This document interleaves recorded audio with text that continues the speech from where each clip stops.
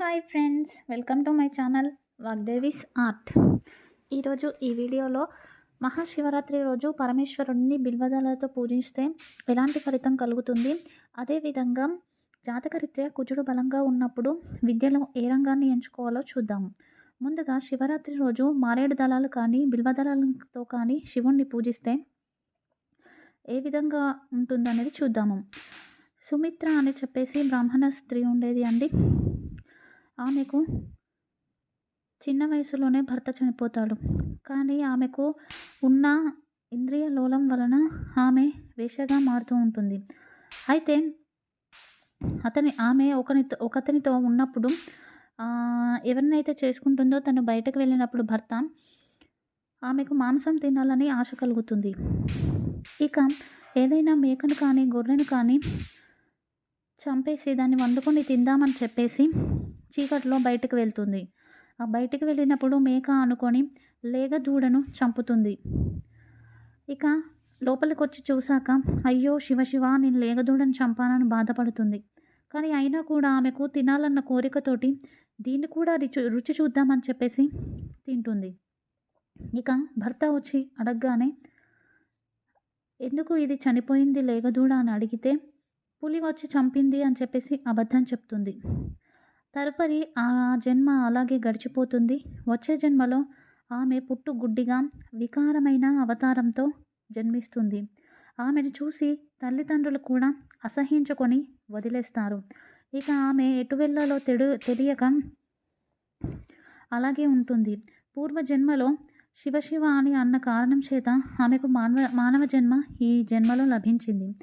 ఇక అటువైపుగా భజన చేస్తూ వెళ్తున్న ఒక గ్రూప్తో పాటు ఆమె వెళ్ళింది. ఆ భజన చేస్తున్న ఆ బృందం మహాశివరాత్రికి గోకర్ణ క్షేత్రానికి వెళ్తారు. ఆమె కూడా వాళ్ళతో పాటే వెళ్తుంది. కానీ వారు ఎలాంటి ఆహారము కూడా పెట్టరు. వారు శివ భజనలో నిమగ్నమై ఉంటారు. ఇక అటుగా వెళ్తున్న ఒక వ్యక్తి ఆమె జోలలో మారేడు దళాల గుత్తి వేస్తాడు. ఆమె దాన్ని స్పర్శించే వాసన చూసి ఇది తినే విధంగా లేదు అని భావించి ఆ మారేడు గుత్తిని బయటకు విసిరేస్తుంది. ఆ గుత్తి వెళ్ళి అక్కడ ఉన్న శివలింగం పైన పడుతుంది. ఆ రోజు మహాశివరాత్రి, పైగా ఆకలి దప్పికలతో ఉంది. ఏమీ తినకుండా ఉండడం వలన అది ఉపవాసంగా మారిపోయింది. ఇక ఆకలితో ఆమెకు నిద్ర ఎలా పడుతుంది? నిద్ర పట్టని కారణం చేత ఆ రోజు జాగరణ కూడా చేసింది. ఇలా ఈ విధంగా జరిగింది.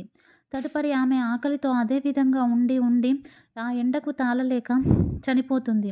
చనిపోయిన తర్వాత శివదూతలు ఆమెను తీసుకొని వెళుతున్నప్పుడు గౌతమ మహర్షి చూసి ఆశ్చర్యపడి ఆ శివదూతలను అడిగితే ఈమె మహాపుణ్యక్షేత్రమైన గోకర్ణ క్షేత్రానికి వచ్చింది.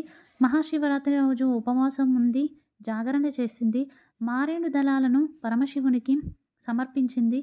అందుచేతనే ఈమెకు కైలాసంలో స్థానం లభించింది అని శివదూతలు చెప్తారు.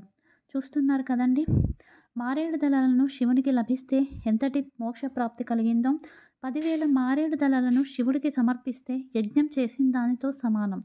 అదేవిధంగా ఒకే ఒక బంగారు మారేడు దళాన్ని ఆ పరమేశ్వరునికి సమర్పించుకుంటే 1,000,000 బిల్వదళాలను అర్చించిన పుణ్యఫలం అనేది లభిస్తుంది. అందరము కూడా చక్కటి మారేడు దళాలతో భగవంతుణ్ణి పూజిస్తాము. ఒకవేళ 3 దళాలు ఉన్న మారేడు దళం దొరకకుండా 1 కానీ 2 కానీ ఉన్నది దొరికినా మారేడు దళానికి చిల్లు పడినా కూడా వాటిని పరమేశ్వరుడికి సమర్పిస్తే ఆ భగవంతుడు ఖచ్చితంగా స్వీకరిస్తాడు అని చెప్పేసి మన శాస్త్రంలో ఉంది. కనుక ప్రతి ఒక్కరూ కూడా శివరాత్రి రోజున ఖచ్చితంగా బిల్వదళాలతోని పరమేశ్వరుని పూజించండి. ఇక జాతక రీత్యా కుజుడు మన జాతక చక్రంలో బలంగా ఉంటే విద్యారంగంలో ఏ రంగాన్ని ఎంచుకోవాలో చూద్దాము. కుజుడు బలంగా ఉన్నప్పుడు ఇంజనీరింగ్, టెలికాం, మిలిటరీ లాంటి రంగాలను ఎంచుకోవచ్చు. ఇక కుజుడు రక్తానికి కారకుడు కాబట్టి సర్జన్స్ లాంటి రంగాలను ఎంచుకోవచ్చు.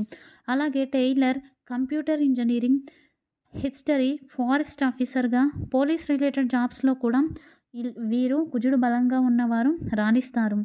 కానీ ఎవరికైతే కుజదోషం ఉంటుందో వారు ఇంజనీరింగ్లో ఎలక్ట్రానిక్స్ని మాత్రం తీసుకోకుండా ఉండడం చాలా మంచిది. ఇది ఈరోజు video. Thank you for watching.